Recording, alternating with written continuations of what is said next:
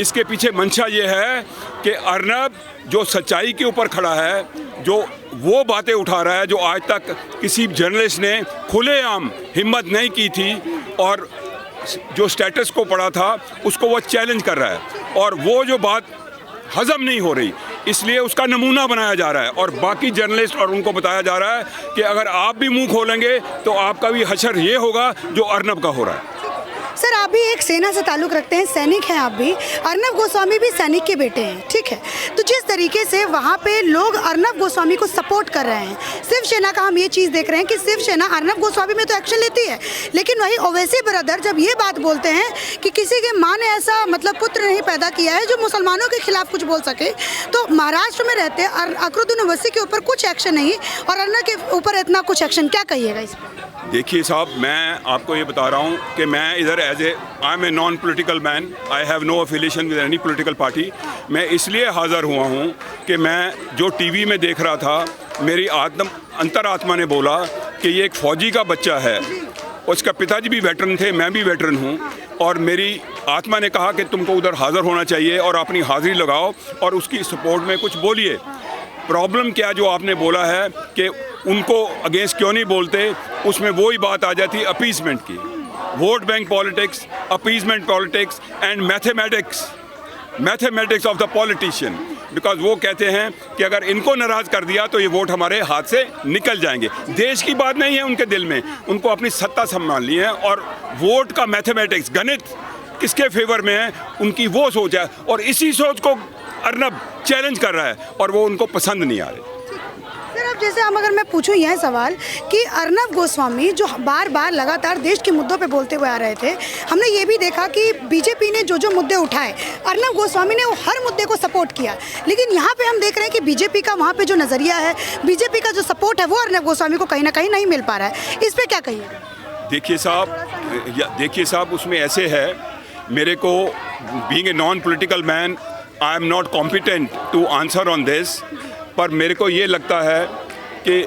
जब एक आदमी बहुत पॉपुलर हो जाता है, आज देखिए उसकी सपोर्ट कितनी है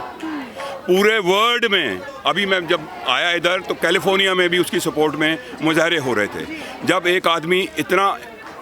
पॉपुलर हो जाता है, irrespective of the party and from which party the leader belongs to, he starts feeling insecure कि ये कैसे मेरे से भी ज़्यादा पॉपुलर हो रहा है। That is the answer to your question. मतलब यही कि उनको जन समर्थन मिल रहा है, इसीलिए लोग उनके साथ मतलब जो पॉलिटिकल पार्टी हैं और जो मतलब शिवसेना है वो घबराई हुई थी अभी। हाँ, आपने कहा वो बिल्कुल ठीक है जो आप कह रही हैं, पर मैं थोड़ा से हट के बात कर रहा हूँ, पॉपुलैरिटी की बात।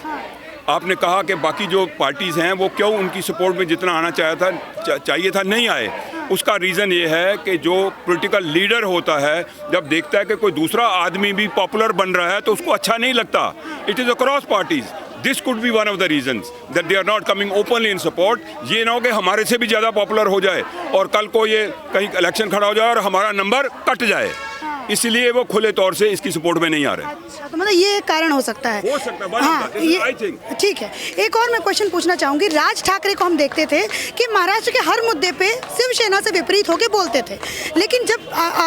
दिशा साल्यान की बात होती है या सुशांत सिंह राजपूत की बात होती है या अर्नब गोस्वामी की बात होती है, मतलब जिसको कह सकते हैं सुशांत के वॉरियर की जब बात होती है, तब वो सामने नहीं आते। राज ठाकरे मुँह पर ताला लगा के बैठे हैं, इस पर क्या कहिएगा? देखिए साहब,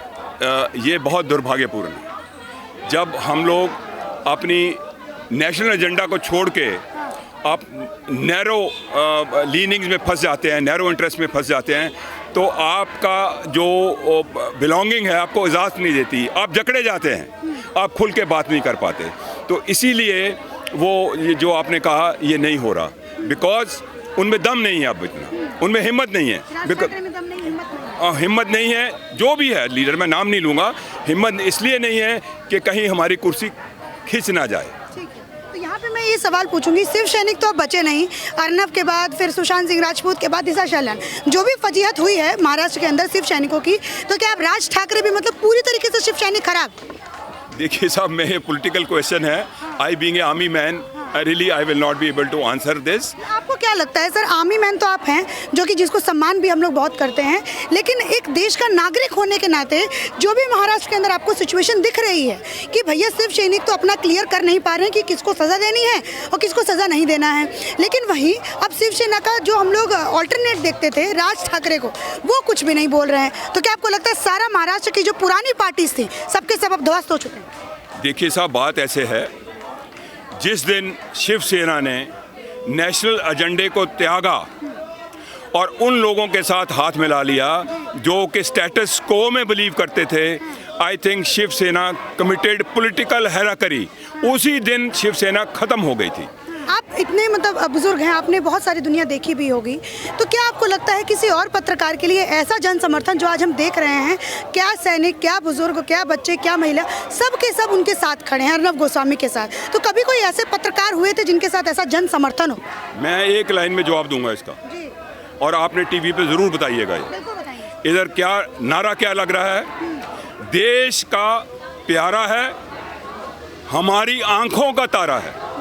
ये कभी नारा कभी किसी और स्क्राइब या किसी जर्नलिस्ट के लिए लगा नहीं, बिकॉज जो सच्चाई पे खड़ा होगा, नेशन फर्स्ट की बात करेगा, भारतवर्ष की बात करेगा, आम citizen, a person, retired person like me in uniform, because हम तो देश के लिए ही जिंदा होते हैं, देश के लिए मरते हैं और देश के लिए हमारा सब कुछ है, उनका सपोर्ट अर्नब से कोई नहीं छीन सकता। मैं इसलिए इधर खड़ा हूँ, अर्नब गोस्वामी एक ऐसा चैनल है रिपब्लिक, जिन्होंने जब हम OROP के लिए स्ट्रगल कर रहे थे इधर ही जंतर मंतर में हमारी फुल सपोर्ट की, और मैंने सोचा कि आज मेरी ड्यूटी है, जब उसने मेरी सपोर्ट की थी, आज मेरी ड्यूटी है कि मैं घर से निकल के उसकी सपोर्ट करे जाऊँ। बट आई टेल यू, तो आप मेरी बेटी के समान हैं, मैं छाती पे हाथ के रख कह रहा हूँ कि मैं 8 महीने से बीइंग ए सीनियर सिटीजन घर से नहीं निकला कोरोना की वजह से। I was keeping social distancing. मैं जब आया, मेरी वाइफ घर के दरवाजे के ऊपर खड़ी हो गई कि आप जा रहे हो, कोरोना लेके आओगे, अब मत जाइए, आपको कोई नहीं जानता आप क्या करने जा रहे हो। मैं क्या, मेरी आत्मा जो है वो कह रही है कि आज तेरे को अर्नब बुला रहा है, क्योंकि ORP वाले दिन वो तेरे साथ खड़ा था, आज तू उसके साथ खड़ा हो। मतलब ये होता है सम्मान, और ये होता है आप जब किसी का सपोर्ट करने पे आते हैं। बहुत बहुत शुक्रिया सर। और कुछ जो अर्नब के लिए आप बोलना चाहते हो आखिर में, वो कुछ हमारी जनता को आप बताइए, और भी कुछ जो आपके मतलब दिल में हो। देखिए, अर्नब एक फौजी का बेटा है, एक वेटरन का बेटा है, उसके संस्कार ऐसे हैं कि जहां नेशन फर्स्ट की बात होती है, उसके DNA में देशभक्ति है, उसके DNA में देश प्रेम है, और अर्नब एक इतना हाईली क्वालिफाइड आदमी है, ही इज़ हार्वर्ड ग्रेजुएट। अगर वो चाहता तो कब का एम्बेसडर बन के बैठा होता,